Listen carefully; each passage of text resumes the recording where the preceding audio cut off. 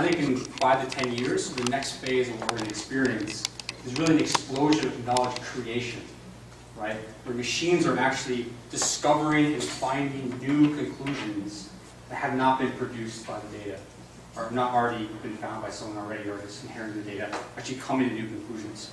And some of the stuff I'll talk to you about today is right along those lines in terms of the research I was doing and some of the work that I've done at Nutonian here. So let me give you sort of my quick background.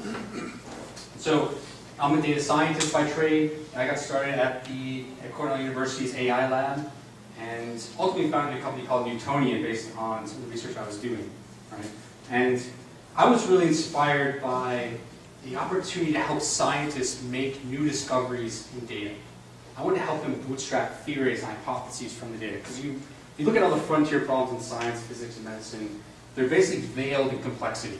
Right? There's no way for these experts to bootstrap and scale the complexity of the problems they want to solve. But we have lots of data, and there's got to be a better way for AI to help them reason, think about, and explain their observations. And if you look at a lot of cognitive computing systems we have today, a lot of the research in machine learning, they've been great at finding patterns. Right? You described deep neural networks before. They can find and discover some things, but they can't necessarily explain them back to us. What's causal? What's going on? How do things appear to work? What's the physical interpretation from the data? And this is the problem I wanted to solve. And I was also personally inspired by, I was in grad school, IBM's Deep Blue, Watson. These are great examples of AI systems outperforming human experts. Right? We could beat the top chess players on the planet using a computer. It's the first time that could be done. But if you look at it, one of the shortcomings was, looking at Deep Blue or Watson, no one really got better, or the machine didn't actually teach us or tell us anything new about how to be better at chess. Right? We had an amazing system to outperform and automate something that humans do very, very well, but didn't actually discover and explain back to us how to perform better, what to do about it, how I was able to achieve what I was able to achieve, or anything fundamentally new. And I wanted to help use AI to actually make profound discoveries in data, and that was my mission, that was my goal. So eventually, and I'll tell you a little bit about some of the technology and that sort of history there, but eventually wrote an application called Eureqa. And if you guys haven't used it before, you should go to our website and download it. We've had tens of thousands of users. In fact, hundreds of researchers have cited the application Eureqa in their scientific publications, analysis, and results, and breakthroughs they've had in their research. It's been an incredible experience over the past few years. So when we had this breakthrough and helping scientists make discoveries from data, this was the headline in the New York Times. So computer program discover laws of physics. So we had the first AI that could think like a physicist, it could think like a scientist, and come back not just with a prediction or a fit, but actually the most elegant answer, the most elegant way of modeling and explaining physically how your data works. So I'm going to characterize the technology I'm going to tell you guys about today. It's the ability to interpret the data, reason about it physically and meaningfully, beyond purely modeling and predicting it and responding and automating something. And for whatever reason, this has been incredibly, there's been incredible interest in this topic of machines helping make discoveries. So I've been fortunate to be on the Discovery Channel. If you ever watched the show Through the Wormhole with Morgan Freeman, I got a call up to me on that show, and they filmed it here in Boston. It was an incredible experience. I got to be listed by MIT's Tech Review 3535. I was in Forbes, Wired, you name it. Like, tremendous excitement around computers helping us not just automate and interact with data, but actually make profound discoveries from it. So that's the goal. That's what we're focused on. So to give you guys a flavor of what that looks like, what that feels like, I thought I'd ask you a quick quiz question. This is my favorite things to do in a talk. Helping you thinking like an AI system. Right? What's it like to do this? So imagine you have data here. You have points in blue here. It's X, Y versus X. And you want to know what is the system that produced this data. In fact, what's the formula? What's the equation here? I heard y equals x squared. Yes. Good job. All right, here's one more. This one is a little bit harder because it has kind of a step here, it's got some oscillation that's going on. Maybe that's noise, maybe that's not. Does anyone have any thoughts, any guesses on what this formula is? A few more terms. A few more terms? I heard someone say sigmoid, that's actually pretty close. Log times the sine times the constant. All right, here's the answer. Does anyone have this one? You see, this one's a little bit harder, but actually, whoever said sigmoid, hey, that's pretty sharp. There's actually, something very similar to sigmoid here on the right side. And I've given this talk, and actually, I had someone get this almost exactly to one of the mathematical modelingers when I was back in Cornell. But you can think of this. This is a problem. You can give this type of data to a human. You could, they might take a little bit longer than a few seconds there to figure this out, but they come back, they'll be able to find a formula like this. But today, what's different is there's not just one x here, this x versus y versus x. There's literally thousands of x's, right? This is a point where you don't even know what to plot, even look at or start thinking about what's driving and producing this output, this outcome. Right? This is the reality that most people have today. Their data has sometimes tens and hundreds of thousands of variables, right? That's all being tracked. You look at the Internet of Things, these could be thousands of different sensors, right? How do you even start thinking about, reasoning about, not just predicting, but explaining back how something works using data? This is the goal of AI, what we call sort of machine intelligence. So what's interesting is I got to start focusing on AI to help scientists make discoveries, right? But this is the same sort of problem that businesses face, right? They have tons of data, tons of information, but a gap in their theory and understanding about how things work. And to a computer, to a machine, both problems are almost identical. You're trying to reason about, explain, predict, model, and interpret what's going on. And the challenges I just gave you, machines can solve those instantaneously, and I'm going to show you some much more interesting ones, in a demonstration later that you can solve almost instantly using a computer. So we call this, Dave gave a great overview of people using different terms for artificial intelligence, cognitive computing. We love the term machine intelligence because to us it captures the idea of a machine being intelligent on its own. Not just learning from the data, but actually explaining something back to you. And that's what we consider to be intelligence. This is the word that we think captures that essence the most. Where AI is very much a very huge overarching term that captures everything. Machine intelligence to us defines more definitively what we think is interesting about smart machines actually being intelligent on their own. So how do you actually go about doing this? So you can think about, you're trying to explain something. You can imagine different explanations, different models being everything from really, really simple but high error, all the way up to things that are really complex but really high accuracy, like low error out here. So this is like a linear system. This is something like trivial. You're just predicting something really, really basic. Out here you might have things like deep learning, deep neural networks, ensembles. But what's interesting is what falls in between here. Right? This is where you're capturing basically 99% of what's going on. The fundamental signal, characteristic patterns that are going on. What's interesting is you find this, you can actually interpret what it means. So when you look at this scale of going from really simple models and explanations all the way to the really complex, each one of these is interesting on its own because it's the most accurate model pattern possible at increasing levels of complexity.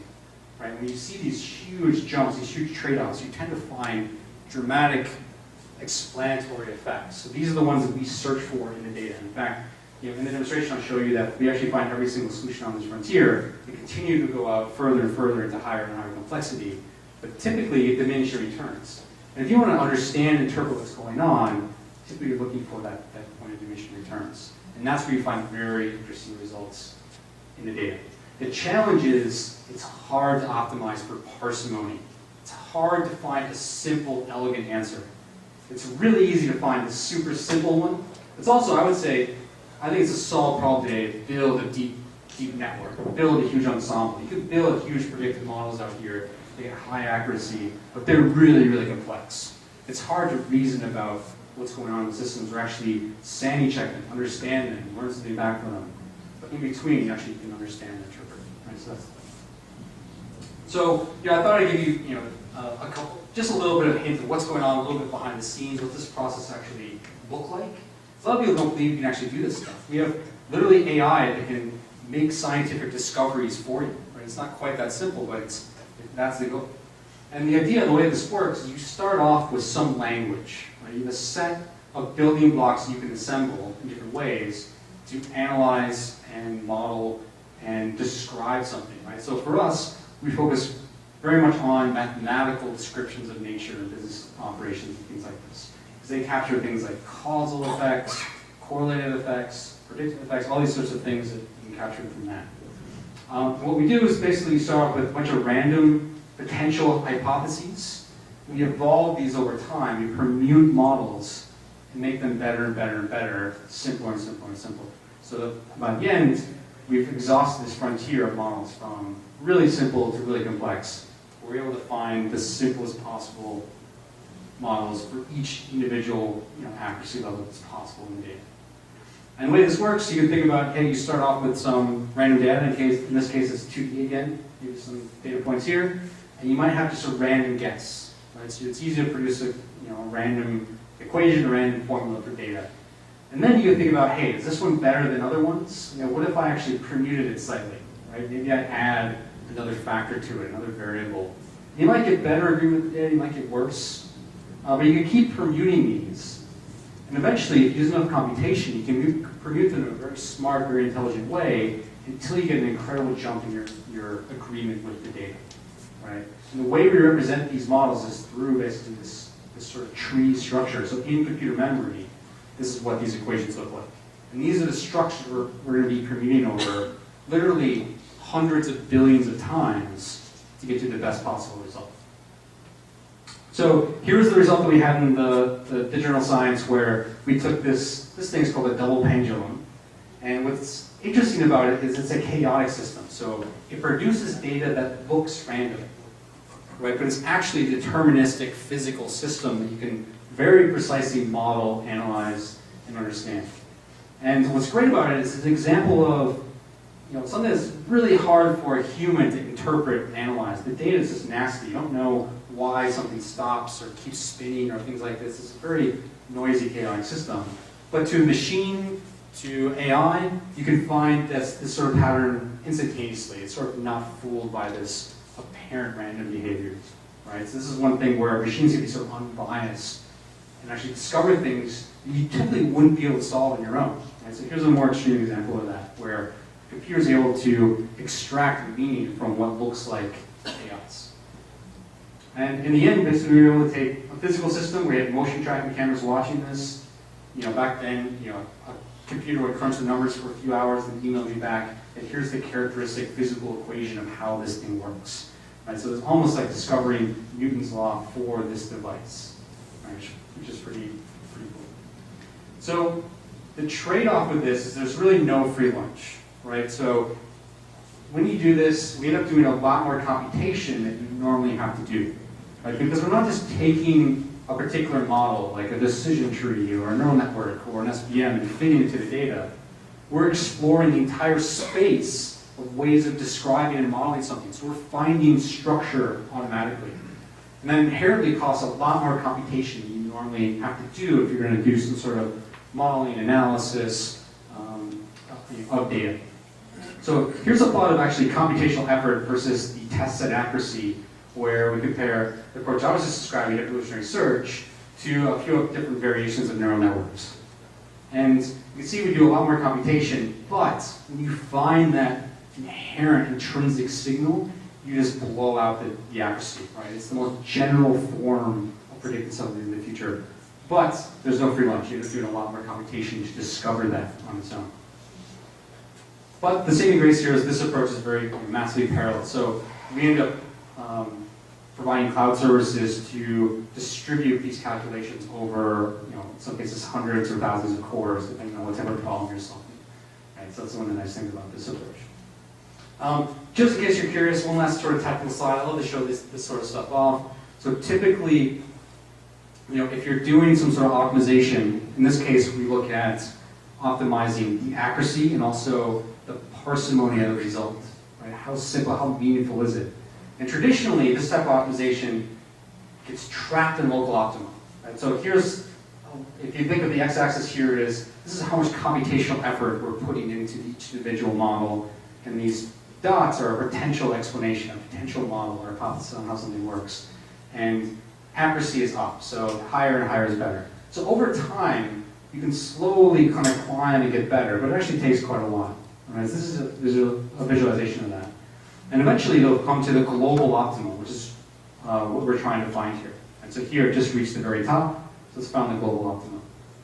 But this is not a very efficient way of doing this, right? So more modern approach is the approach that sort of we find here to be able to solve these sorts of problems is more stochastic. We're selectively choosing where to spend computational effort. Rather than pumping all your computational effort into a few birds, this is actually dynamically adjusting to where you best computational effort to make those sort of discoveries, make that progress.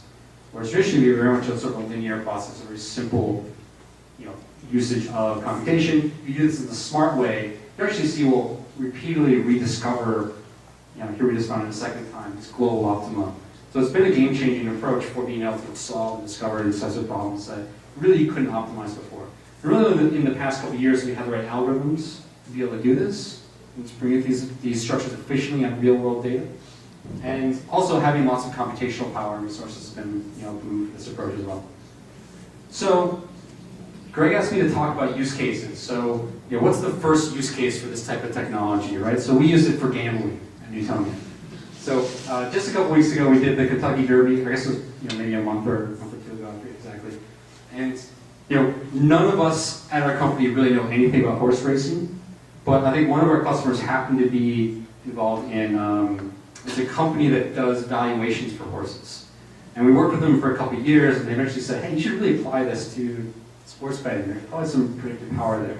So we had a couple of people, a couple of engineers on our team, spend a couple hours looking at some of the data that's available, and ended up making these predictions this last year. Right, so 1 through 5, here are the top horses. Right, and we ended up getting 4 and 5 right. I think one of our engineers ended up winning the superfecta here, and I got some very happy texts from this guy after we won a few $1,000, which is kind of cool, off like a $10 bet. But it just sort of shows you, this is real data, it's kind of a fun project, but it's really simple and easy to do this when you allow the computers to sort of help you bootstrap these type of predictions. In fact, part of this process of making these predictions, we're iterating a little bit on the data, right? So the technology, the software called Eureqa basically can find the best predictive models, can tell you what the horses are, it also presents you its reasoning for it, right? So here's the formula we think governs and dictates who typically wins given a set of horses in a race.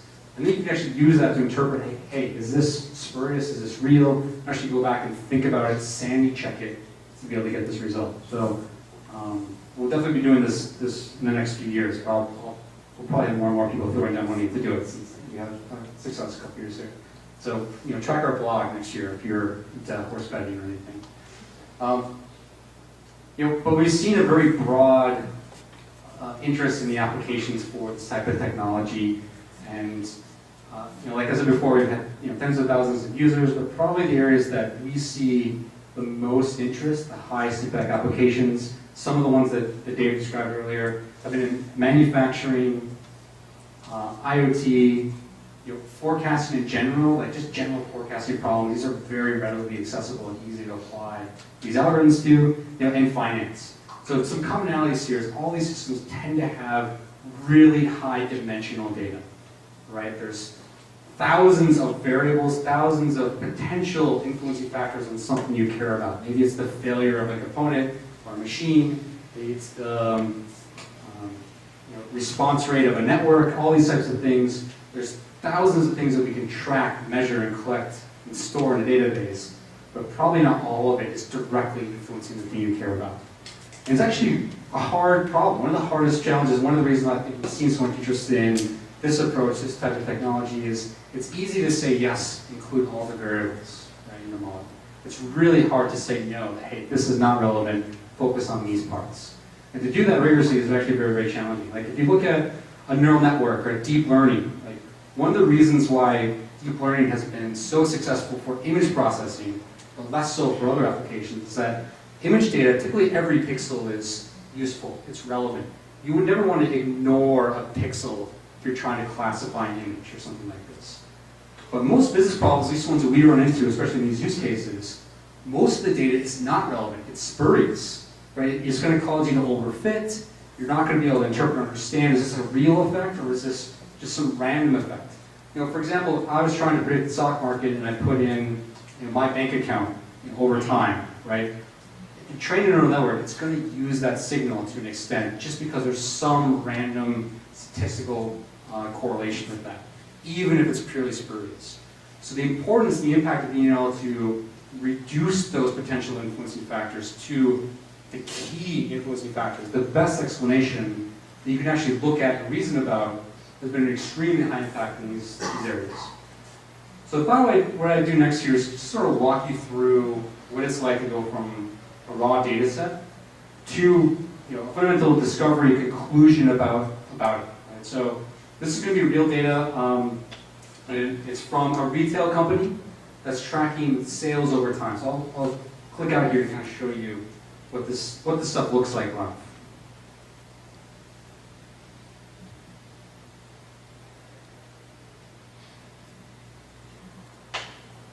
All right. So this is Eureqa, if you're curious. I have a couple data sets loaded in here, or a handful of data sets. What I'm going to show you is this retail data sets. This is real data, and it's tracking sales week over week for a paper store. And one of the things that's kind of fun to do is, we have these applications, we call them AI apps, that are configured in Python, but they'll perform a very complex analysis and interpret the data for you, right? So, and to give you kind of an introduction to what that looks like, this is a data overview analysis that's running in the application. And what it does is we're going to just select a data set, and I'm going to tell it here that, hey, this happens to be time series data, so it's going to do some additional analysis it wouldn't normally do because it knows it's time series. And then it's going to run and kick off this analysis. Notice I didn't tell it anything else. I didn't give it any metadata about what's going on. I didn't tell it anything about what the variables meant in this data set. All it has is the raw data. So the first part of this is just getting some background information, some overview of where do I even begin, right? And some of our customers actually have services where they help people collect data. But their customers actually end up not using that data. They're paying for the service they're barely using, primarily because they don't even know where to begin. What's possible? What should I model? What should I look at? What can I predict? What can I not? So this is an analysis basically that's powering them, enabling their customers to actually get started on the data they have. Right, so if I click and I run this, this is the output that comes out. Right? So this data set has about 170 variables in it. And at the top here, the main takeaway is that, hey, there's really 16 variables you should pay attention to, you should look at. Because, by the way, you can forecast, you can predict these into the future on new data, and it's non-trivial. There's something interesting there worth digging into. It's not some simple, trivial correlation or interesting part here. But before I dive into that, I want to show you a couple other things that are going on here. Just being able to detect in really ugly data some of these signals is a challenge, right? So this is real data. In fact, over half the variables have huge outliers in them. This is time series data as well, and 5 of the variables have huge abrupt changes in them, right? So that probably indicates that you're just missing data somewhere. There's some problem. So we give this as a way of just sort of quickly eyeballing, hey, there's probably some challenges here with your data you might want to go back and fix. There's also some options you can automatically pre-process and handle some of these effects. You can't automate all data prep or all data processing, but there are some things you can automatically detect and fix. And these are just a few of them that we're sort of highlighting here, like, hey, by the way, we're going to come fix this stuff. And then we can also just sort of look at what are things that are moving together in the data. Like this data happens to have groups of variables that are hovering around, capturing similar information around their email marketing, their flyers they're producing, the radio spend, website activity. These are all sort of groups that are really tightly connected, right? They have a lot of covariance among each other, right? But this gives you an idea, what are the unique signals in the data set, right? And then finally, below that, we'll just do a quick analysis of what are the keywords among the variable names. The variable names themselves can be interesting. So if you step back, this is a data set we do really nothing about. We're just trying to figure out what is in this, where do I get started, just to sort of build some context around it. So really quickly, you can see that, hey, in this data set, The data consists of things like email, credit offerings, digital advertising, websites, pricing, some of their products. You can click into these and see, all right, here are all the email variables that they're tracking, all the email marketing activities. You can see, here's all the credit offerings that they're doing over time. Right, these are things that sort of really quickly sort of gives you an idea of, all right, what's in this data and what's possible. But this is just a high-level analysis. There's something groundbreaking here. Right? It was just sort of did this to sort of get an overview of what's in the data. The interesting part is when you actually get into actually modeling, what should I model in this data set?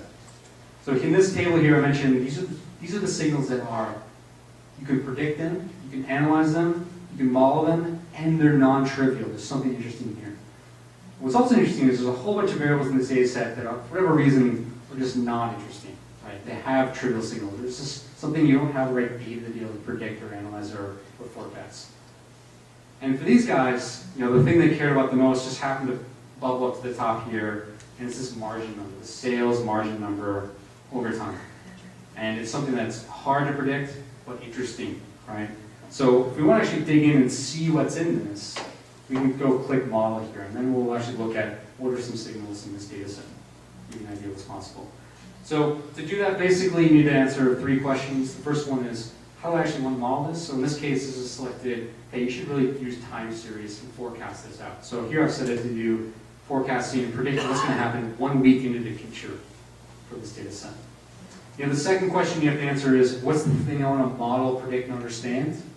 And here it's already selected the margin numbers, it's the sales margin in dollars. And then finally, what are the potential inputs we're going to consider as impacting factors on predicting that sales number next week? Right? So the simplest thing to do is just use all the data at once. The default here is selecting all the variables, you'll consider them.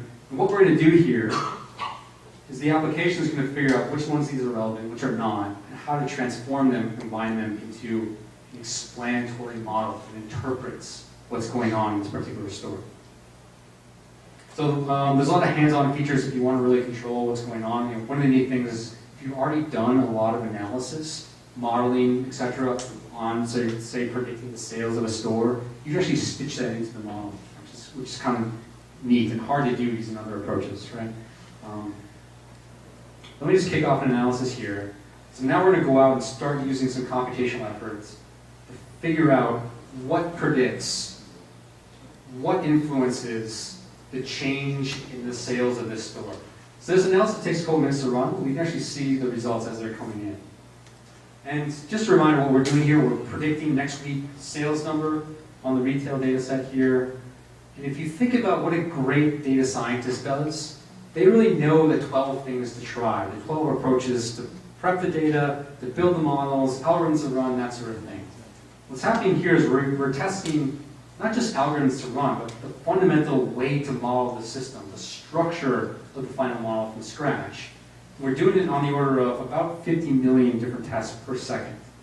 By the end of this, we'll have tested out on the order of like 50 to 100 billion different ways of combining the variables in the data into a structure, transforming them, applying mathematical operations to them to build the simplest, most accurate formula or physical interpretation of the sales number here. And below that, you can see that we're filtering these, how do we make sense of these hundreds of billions of models? We really simply filter them based on how accurate are they on new out-of-sample data, and how interpretable, how meaningful are they? How complex of a solution did you need to achieve that accuracy? And if you look at what's already come in so far, we found the simplest possible model, the simplest possible answer, which is just predicting the mean, right? Just a flat line here. All the way up to more complex model where we're starting to capture a lot of the variation of the data. But now we're using both more variables and more operations on those variables, which I'll show you in a second.